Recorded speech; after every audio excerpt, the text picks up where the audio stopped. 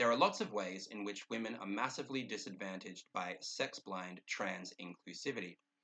This is not surprising because it is women's systemic disadvantage on the basis of sex that is the reason that these institutions exist in the first place. The same result could be expected if people decided to queer disability, and as such they thought no one really needs access ramps because disability is a social construct. This same dynamic can be seen in everything from allowing men into women's sports leagues, to toilets, to change rooms, to domestic violence shelters, to scholarships, to parliamentary quotas. In every case, it doesn't impact men at all, and if it does, it is only to expand their social power. Just as our queered disability ramps are only going to impact people with disabilities, our trans inclusionary policy of granting everyone a disabled parking permit on the basis that disability is a spectrum will weirdly also only impact disabled people negatively. Erasing class consciousness only hinders the oppressed class. For example, trans inclusion for women can look like getting to go to a male prison to serve your sentence for having a miscarriage. You've come a long way, baby, killer. And after all, why should trans inclusion inconvenience men? When did men ever do anything wrong? We tried to tell you those lesbians were no good, and now, finally, the left understands. Convert them or turf them. Make them sterile or paint them senile. But whatever you do, son, don't you turn your back on them for a goddamn second. Do you hear me, boy? Anyway, women get socially decimated by this ideology, which conditions people to think that women's political autonomy is anywhere from rude to literally violent. In order to do that, they draw a comparison between women-only spaces and white-only spaces advocated by Nazis. Yes, they have literally picked up the right-wing feminazi trope, unironically. But all this comparison does is expose how male the gaze of queer theory really is. Women are obviously an oppressed group. They are perhaps the first oppressed group ever to have existed, and it is upon their oppression that all other systemic oppression is based. This is because without patriarchy, there is no class society, and without class society, no colonialism, and without colonialism, no whiteness, and without whiteness, no racism as it is understood today.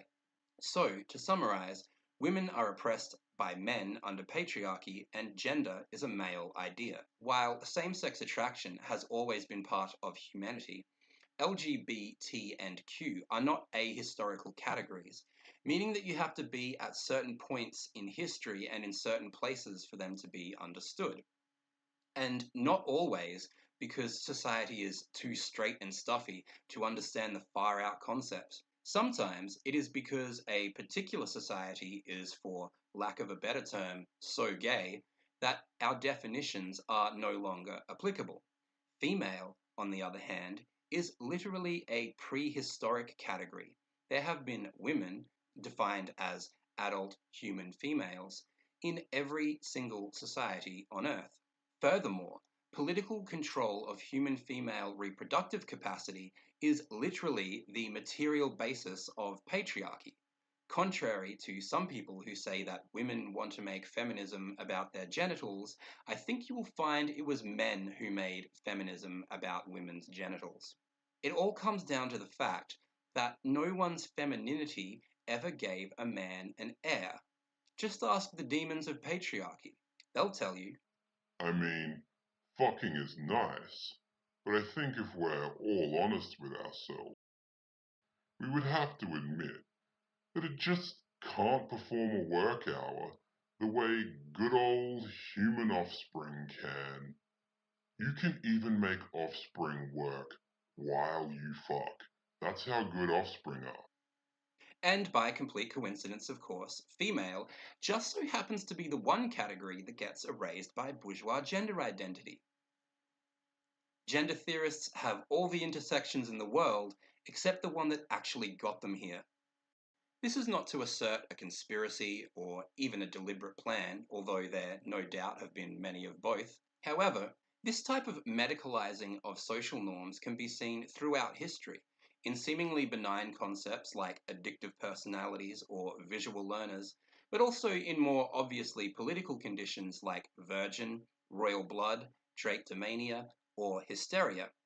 It is in this sense that transgenderism is not a defeat of traditional gender roles, as much as it may be the only way to save them in a modern secular context. Transgenderism is basically science's shiny new liquid metal terminator in comparison to the church's outdated and clunky T800. Such an ideological upgrade had become an absolute necessity for the patriarchy in the wake of second wave feminism. This historical upheaval had created far too many obvious exceptions to the old rules, so the ideological illusions had to become more advanced and more adaptable in order to deliver the same result. But a few decades ago, sexologists were contending with discoveries which included intersex conditions and gender roles. The system needed to work out how to put it all together in a way that used the most recent science in order to justify the world's oldest oppression and hopefully turn a profit. This is when the idea of gender identity emerges historically. It is only our own particular historical social structures that meant being faced with a dickless boy with preferences we interpreted as masculine would pose such a vexing and alarming social conundrum. But in the eyes of our system, he was an enigma. After all, not only was he without penis, but in an apparent effort to teach him girlhood, they figuratively drowned him in Barbies and literally had him simulate sex with his brother. And somehow, despite this obviously appropriate and appealing introduction, he baffled the experts by continuing to prefer masculinity.